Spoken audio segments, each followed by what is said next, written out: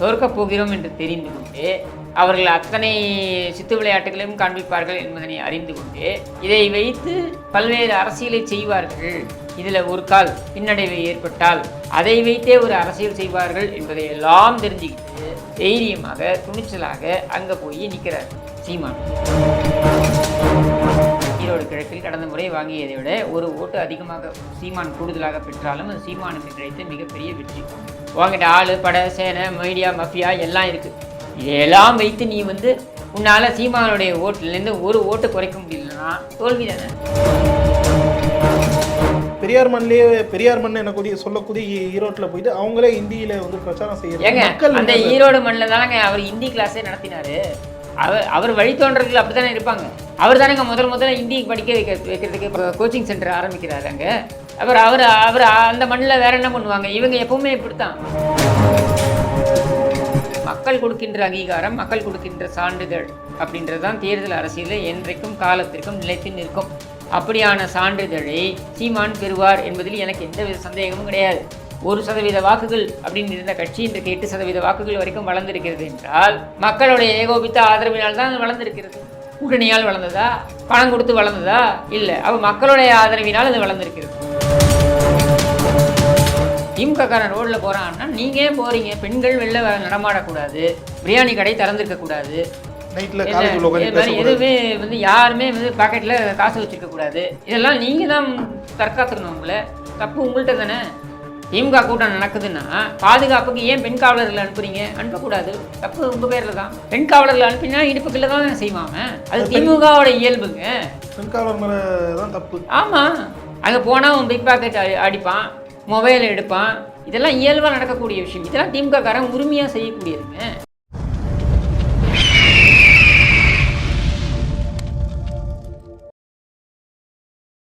அரசியல் விரோத நேயர்களுக்கு வணக்கம். இன்று நம்மோடைய சிறப்பு விருந்தினர் அரசியல் விமர்சகர் திரு கிஷோர் கே சுவாமி அவர்கள். வணக்கம் சார்.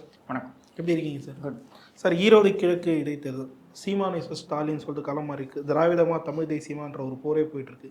இந்த தருவாயில் தமிழ் தேசியத்தை வீழ்த்துறதுக்கு திராவிடத்தை கையில் எத்தா வேலைக்கு ஆகுதுன்னு சொல்லிட்டு இந்தியில் போஸ்டர் அடித்து திமுக காரர்கள் பிரச்சாரத்தை பண்ணிட்டு வர்றது காணொலிகள்லாம் வெளியே வருது. பெரியார் மண்ணில் இந்தி திணிப்பை எதிர்த்த பெரியார் மண்ணில் இந்தியை வைத்து பிரச்சாரம் செய்வது எப்படி சார்? எது போதுமா தமிழ் தேசத்தை வீழ்த்த வழி? 2-3 விஷயங்களை நீங்கள் புரிஞ்சுக்கணும். சீமான் வர்சஸ் ஸ்டாலின் எப்படி சொல்கிறீங்க? சீமான் களத்தில் இருக்கிறார், ஸ்டாலின் எங்கே இருக்கிறார்? சென்னையில் இருக்கு. அப்புறம் எப்படி சீமான் வர்சஸ் ஸ்டாலின்னு சொல்லுவீங்க? கட்சி ரீதியாக சொல்கிறது அப்படி சொல்லுங்கள். திமுக நாம் தமிழர் கட்சின்னு சொல்லுங்கள். ஏன் சீமான் வர்சஸ் ஸ்டாலின்னு சொல்கிறீங்க? தோற்கப் போகிறோம் என்று தெரிந்து கொண்டு அவர்கள் அத்தனை சித்து விளையாட்டுகளையும் காண்பிப்பார்கள் என்பதனை அறிந்து கொண்டு இதை வைத்து பல்வேறு அரசியலை செய்வார்கள். இதில் ஒரு கால் பின்னடைவு ஏற்படாது அப்படின்றத நான் தினமாக நம்புகிறேன். ஆனால் ஏற்பட்டால் அதை வைத்தே ஒரு அரசியல் செய்வார்கள் என்பதை எல்லாம் தெரிஞ்சுக்கிட்டு தைரியமாக துணிச்சலாக அங்கே போய் நிற்கிறார் சீமான். ஸ்டாலின் களத்துக்கே போல. அப்புறம் முத்துசாமியை நம்பி இருக்கார், அவ்வளவுதான். இதுக்கு முன்னாடி செந்தில் பாலாஜிக்கு முன்னாடி நம்பிக்கிட்டு இருந்தார், அவ்வளவுதான். இப்போ 2 பேருமே தானே சார் ஒர்க் பண்ணுறாங்க. முத்துசாமி தான் மெயினாக ஒர்க் பண்ணுறாரு முன்னாடியே. அப்போ ஏன்னா அதிமுக பிரதான எதிர்கட்சியாக போட்டிக்கிட்டது, கடுமையாக இருக்கும் போட்டி அப்படின்ற காரணத்தினால அப்போது செந்தில் பாலாஜி தேவைப்பட்டது.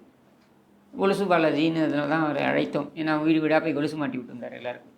அதனால் இப்போது அங்கே முத்துசாமி தான் கண்டக்ட் பண்ணுறாரு. சீமான் டெய்லி பரப்புரையை செய்து கொண்டிருக்கிறார். நீங்கள் எந்தெந்த பரப்புரையெல்லாம் எடுபடாது என்று சொன்னீர்களோ, அதாவது தமிழ்நாட்டில் இது ஈவேரா மண்ணுடா, இங்கே ஈவேராவுக்கு எதிரான பரப்புரை எடுபடாது, தோல்வியைத்தான் பெறுவீர்கள் என்றெல்லாம் சொன்ன இடத்துல அதே ஈவேரா பிறந்த மண்ணிலேயே சாடி இருக்கிறார். இப்போது ஒரு ஓட்டு ஜாஸ்தி வாங்குறாங்க. நீங்க கடந்த முறை வாங்கியதை விட, ஈரோடு கிழக்கில் கடந்த முறை வாங்கியதை விட ஒரு ஓட்டு அதிகமாக சீமான் கூடுதலாக பெற்றாலும் அது சீமானுக்கு கிடைத்த மிகப்பெரிய வெற்றி. சரியா? ஒரு ஓட்டு குறைவாக கூட உன்னால் வைக்க முடியல நாம் தமிழர் கட்சியை அப்படின்னா உனக்கு கிடைத்த தோல்வி என்று ஏற்றுக்கொள்வாயா அப்படின்றது தான் நாம் திமுகவை பார்த்து கேட்க வேண்டிய கேள்வி. உங்ககிட்ட ஆளு படை சேனை மீடியா மஃபியா எல்லாம் இருக்குது. இதையெல்லாம் வைத்து நீ உன்னால் சீமானுடைய ஓட்டுலேருந்து ஒரு ஓட்டு குறைக்க முடியலன்னா தோல்வி தானே. நிச்சயமா. அப்புறம் இந்த இந்தி போஸ்டர் அதை எப்படி சார் வருது? இது வந்து அப்புறம் இந்தி எதிர்ப்புன்னு சொன்னீங்க. அதாவது இந்தி திணிப்பை ஈவேரா எதிர்த்தாரா? அப்படிதானே சார் ஹிந்தி சொல்கிறேன். படிக்கலாம் தானே அவர் சொன்னார் கடைசியில். 1965 அவர் என்ன பேசுகிறாரு? காளிகள் இவர்களை சுட்டு தள்ள வேண்டும்ன்றாரு. இந்திய எதிர்ப்பு போராட்டத்தில் ஈடுபட்ட காளிகளை சுட்டு தள்ளுங்கள்ன்றாரு. வாய்ப்பூட்டு சட்டத்தை கொண்டு வர வேண்டும் என்கிறார் ஈவேரா. வாய்ப்பூட்டு சட்டம்னா என்ன? யாரும் எதுவும் பேசவே கூடாது, பேச்சுரிமையை தடுக்க வேண்டும்ன்றார். சரியா? அப்போது இதையெல்லாம் பேசிய ஈவேரா எப்படி இந்தி திணிப்புக்கு எதிராக இருந்தாலும் நீங்கள் சொல்லுவீங்க? ஆங்கிலம் படிப்பதற்கு இந்தியே படிச்சுட்டு போகலாமேன்னு சொன்னவர் தானே அவர் 65. கேட்டால் 37 அவர் என்ன வேணால் பேசியிருக்கலாம். 65 என்னவா பேசினார்? கடைசியாக பேசுறது தான் அவ்வளோதான் எடுத்துக்க முடியும், நம்ம அளவுகோலாக எடுத்துக்க முடியும். 63 இறக்கிறதுக்கு 2 நாள் முன்னாடி 3 நாள் முன்னாடி முன்னேற்ற கழகத்துக்காரன் அப்படின்னு சொல்லி திமுக தான் திட்டிட்டு போனார். அப்போ அதைத்தான் எடுத்துக்க முடியும் ரெஃபரன்ஸ் பாயிண்ட்டாக. 71 திமுகவை ஆதரித்தாரே அப்படின்னு சொல்லி, அப்போ 73 ஏன் எடுத்தார்? ஏன் எடுத்தார்?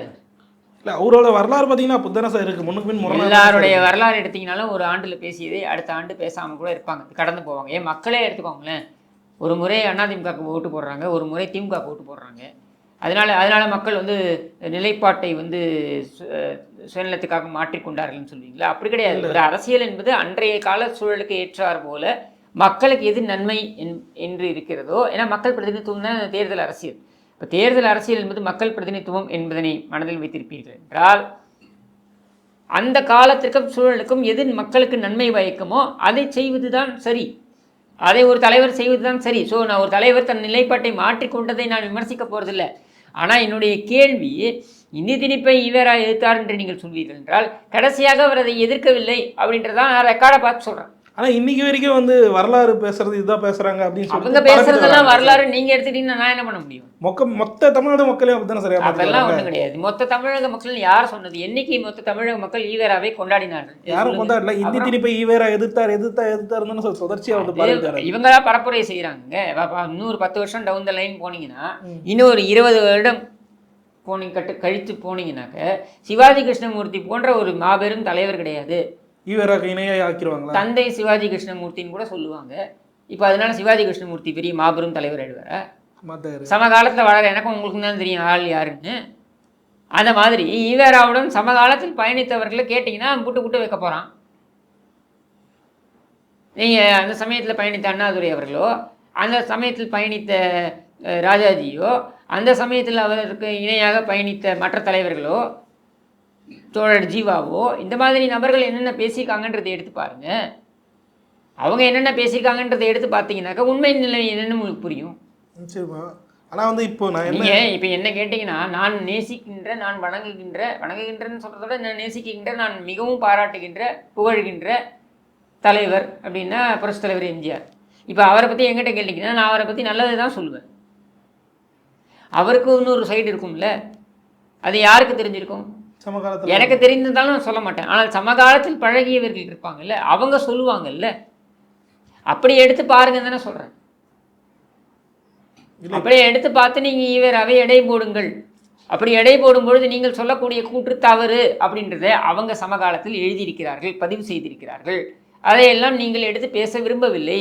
அதை எடுத்து சீமான் பேச வரும்பொழுது தான் நீங்கள் அவர் மீது பாய்கிறீர்கள், தனிப்பட்ட தாக்குதல்களை நடத்துகிறீர்கள். இப்படின்னு நான் குற்றச்சாட்டை வைக்கிறேன். நிச்சயமா அந்த குற்றச்சாட்டு இருந்தாலும் இப்போ நான் இருந்தாலும் இல்லை, அதான் உண்மை.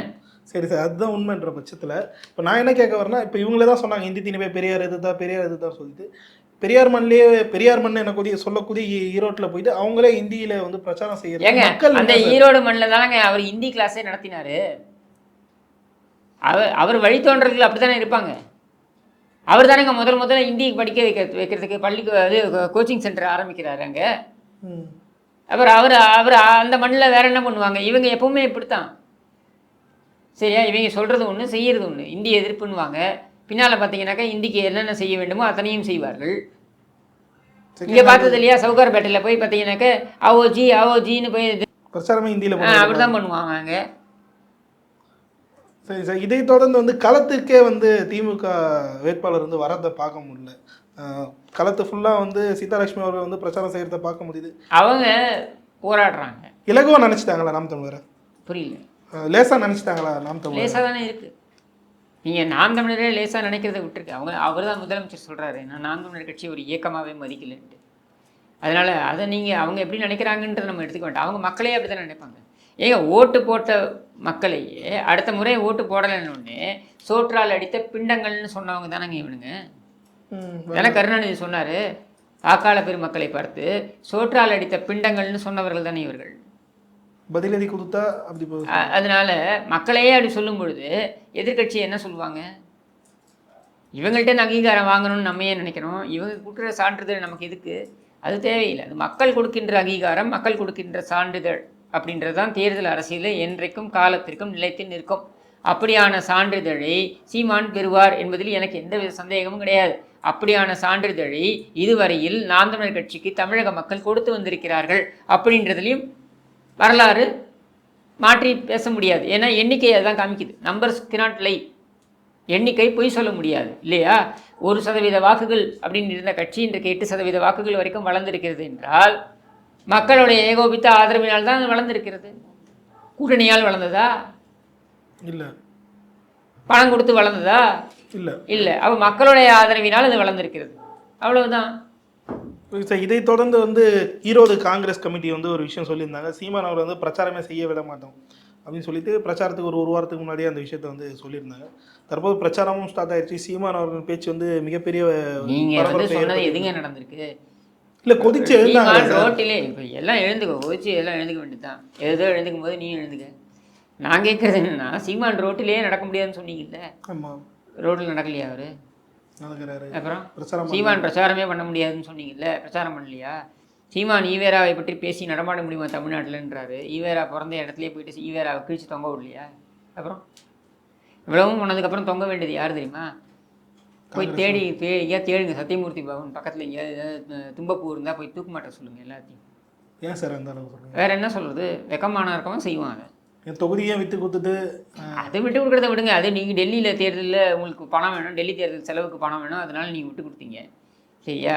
நாம் கேட்குறது, சீமானை பற்றி இப்படியெல்லாம் பேசுனீங்கல்ல. நேற்று வந்த கட்சி தானே அது. முன்னோட கம்பேர் பண்ணும் பொழுது நீ 100 ஆண்டுகளுக்கு மேலே இயங்கக்கூடிய கட்சி தானே முன்னாடியிலேருந்தே இருக்கீங்க. உன்னுடைய கட்சி. அப்படியான உன்னுடைய கட்சியை நேற்று வந்த கட்சி தூக்கி சாப்பிட்டு போயிட்டு இருக்குல்ல. தைரியமாக தான் நம்ம நிற்கிறாங்க. வந்தது வரட்டும் தான் நினைக்கிறாங்க. இந்த தேர்தலில் எப்படி வேணாலும் தீர்ப்பு வரலாம். இதனால் சீமானுடைய அரசியல் வாழ்க்கையே கூட அஸ்தமிக்கிற அளவுக்கு இவங்க கட்டமைக்கலாம். ஏன்னா இவர்கள் பிம்பங்கள் கட்டமைப்பதில் இவர்கள் எக்ஸ்பர்ட்ஸ். எப்படி வேணாலும் கட்டமைப்பார்கள். ஆனால் துணிஞ்சு அந்த ரிஸ்க்கை எடுக்கிறாப்புல அந்த மனுஷன். உன்னால் முடிஞ்சுதா? குறைந்தபட்சம் என்னால் தான்டா நீ தயவில் இருக்க, என் தயவில் தான்டா நீ ஆட்சியில் இருந்து உட்காந்துருக்க, என் சீட்லாம் கொடுக்க முடியாது நீ சொல்ல முடியுதா? உன்னால் முடியல. அப்புறம் என்ன நீ 100 ஆண்டுகளுக்கு மேலே வச்சுருக்க கட்சி? இதை தொடர்ந்து கனிமொழி அவர்கள் சீமான் அவர்கள் கைக்கூலி அப்படின்னு சொல்லிட்டு விமர்சனம் பண்ணியிருக்காங்க. இந்த வார்த்தையை திடீர்னு அவங்க விட காரணம் என்ன சார்? கைக்கூலின்னு நீங்கள் சொல்லிட்டு போகலாம். யாரோட கைக்கூலின்னு சொல்லுங்கள். உடனே RSSோட கைக்கூலின்னு வாங்க. அப்புறம் இப்போ நீ யாரோட கைக்கூலி? ஏன் சோனியா காந்தியை விட்டு அது எப்படி இருந்தாலும் தமிழகத்தோடைய நெத்தி காசு தான். அது கருணாநிதிக்கு ஒரு காசு வெளியிட்டாங்களே, அது ஏன் சோனியா காந்தி வச்சு வெளியிட முடியாதா? ஏன் ராஜ்நாத் சிங்கை அழைச்சாங்க அழைக்கலைன்றதை விடுங்க. அவங்க கூப்பிட்டுருப்பாங்க, அவங்க வரமாட்டேன்னு சொல்லியிருப்பாங்க, அது வேறு விஷயம். என் கேள்வி என்னென்னா, ஏன் சோனியா காந்தி வச்சு உன்னால் முடியல? ஏன் ராஜ்நாத் சிங்கை வச்சு தான் திறக்க முடியுமா? ஏன் கருணாநிதி சிலையை வெங்கையா நாயுடு வச்சு தான் திறப்பியா நீ? ஏன் அந்த சிலையை ராகுல் காந்தியோ சோனியா காந்தியோ திறக்காதா? அந்த சிலை தானே. கருணாநிதி தான் செத்து போயிட்டாரு. ஏன் அதே தைரோடைய கருணாநிதி சமாதியில் சோனியா காந்தி வச்சா சாப்பிட மாட்டாரா? கருணாநிதி சமாதிக்குள்ளேருந்து வெளில சாப்பிட்டு திருப்பி படுத்துக்க மாட்டாரா? ராஜ்நாத் சிங் வச்சா தான் மேலே உட்காந்து சாப்பிட்டு திருப்பி படுத்துப்பாரா? அப்புறம் ஏன் கூப்பிட்டீங்க ராஜ்நாத் சிங்கை? இல்லை, அவங்க வெளியிடுறாங்க, அதனால கூப்பிட்ருக்காங்க. அவங்க மத்திய அரசு அப்ரூவல் தருது இல்லை சார்? மத்திய அரசாங்கம் அப்ரூவல் தருதுன்றது நீ வெளியிட்டுவதற்கு தான். இப்போ எம்ஜிஆருடைய 100ஆண்டுக்கும் என்ன கூப்பிட்டாங்களா? இல்லை, இத்தனைக்கும் கூட்டணியில் இருந்தாங்க. அவங்க கூட்டணியில் இருந்த போதே கூப்பிடலை. நீ கூட்டணியிலே இல்லை, நீ ஏன் கூப்பிட்ற? கூட்டணி அறி போட்டிருப்பாங்களா? அது தெரியாது. ஏன்னா கள்ள கூட்டணி இருக்கும். அது சோனியா காந்தி தான் கேட்கணும், நான் எப்படி கேட்க முடியாது? அதுதான் கேட்குறேன். மானம் உள்ள காங்கிரஸ் கேட்டிருக்கும். இது மானம் இல்லாத காங்கிரஸ், அதனால் கேட்கல. அவங்க இந்த லெவலில் இருந்துட்டு நாம் தமிழர் வந்து எதிர்க்கிறாங்களே சார், இது வேடிக்கையாக இருக்குது சார். யார் வேணாலும் எதிர்க்கலாம். இப்போ திருமுருகன் காந்தி ஒரு பொறுக்கி எதிர்க்கிறான். அவன் யார்? அவன் மே 17 நிறுவனம் சொல்லியிருக்காரு, நீ சொல்லிக்கோ. சமூக ஆர்வலர்னு சொல்கிறாரு. மே 17ன்னு சொல்லிக்கோ, ஏப்ரல் 20ன்னு சொல்லிக்கோ, என்ன மார்ச் 30ன்னு சொல்லிக்கோ. எங்கள் கேள்வி என்னென்னா, நீ யார்? என்ன மக்கள் மத்தியில் உனக்கு என்ன அங்கீகாரம் இருக்குது? அவரே சொல்லியிருக்காரு சமூக போராளி அப்படின்னு இருக்காரு. நீ சொல்லிக்க வேண்டியதுதான். நான் கூட சொல்லிக்கலாம் சமூக போராளி. அஜெண்டா பேரில் செயல்படுறாங்க அப்படின்னு வச்சுக்கலாமா? அது என்ன பேரில் செயல்படுறாங்க எனக்கு தெரியாது. யார் வேண்டுமானாலும் இன்றைய உலகத்தில் யார் வேண்டுமானாலும் தங்களை சமூக போராளி என்று சொல்லிக்கொள்ளலாம். கிஷோர்சாமி கூட சமூக போராளின்னு சொல்லிக்கலாம் தான்.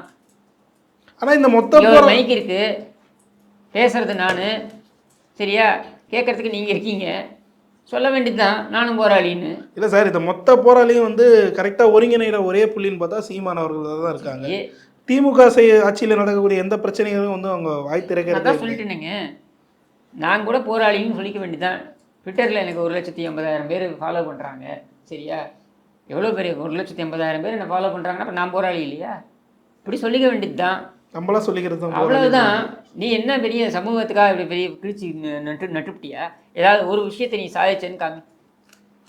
ஏதோ ஒரு விஷயத்தை லாஜிக்கல் என்று கொண்டு போய் இதை நான் இந்த சமூகத்தில் இப்படியான ஒரு மாற்றத்தை கொண்டு வந்திருக்கிறேன் இன்னும் காமி. நான் குடாங்குளத்திற்கு போராடினேன், நான் அங்கே போராடினேன், இங்கே போராடினேன், 10 பேர் போராடிட்டு நீயும் போய் கூட நின்று கூவிட்டு வந்திருக்க, அவ்வளவுதானே? மற்றபடி தன்னிச்சையா தனியாக உன்னுடைய சாதனை என்று ஏதாவது ஒன்று சொல்லு, அப்புறம் பார்த்துக்கலாம். மிச்சது அப்புறம் பேசுவோம். ஆனால் அவங்க வந்து சவால் விடுறாங்களே, முடிஞ்ச வந்து நான் இங்கே தான் நிற்கிறேன், எங்களை வந்து சவால் யார் வேணாலும் விடலாங்க. இங்கே நின்றுட்டு இந்த இதில் வள்ளுவர் கோட்டத்தில் நின்று விடுவாங்க சவால். ராஜபக்சே அப்படின்வாங்க. இப்போ ராஜபக்சே பயந்துருவாரா? மாட்டாரு. இருக்கிறது வள்ளுவர் கோட்டம், அங்கேருந்து விடு சவாலை. நான் கூட தான் விடுவேன் சவாலை. ஸ்டாலின் அப்படின்னு விடுவேன். ஸ்டாலின் பயந்துருவாரா? நான் விட்டேன்னா மாட்டாரு. அப்புறம் வெறும் வாய் பேச்சு வாய் சொல் யார் வேணாலும் பேசலாம் தான். மைக் இருக்குது, முன்னாடியாவது ஸ்டேஜ் போடணும், ஒரு மேடை அமைச்சு அதுக்கு செலவாகும், இதெல்லாம் பண்ணணும். இப்போ ஒரு கேமரா ஒரு கேமரா இது இருந்தால் போகிறோம். யார் வேணாலும் பேச வேண்டியது உட்காந்து ஆற்றுன்னு ஆற்ற வேண்டியது தான். இப்போ நான் ஆற்றலையா உங்கள்கிட்ட? இந்த மாதிரி ஆற்ற வேண்டியது தான்.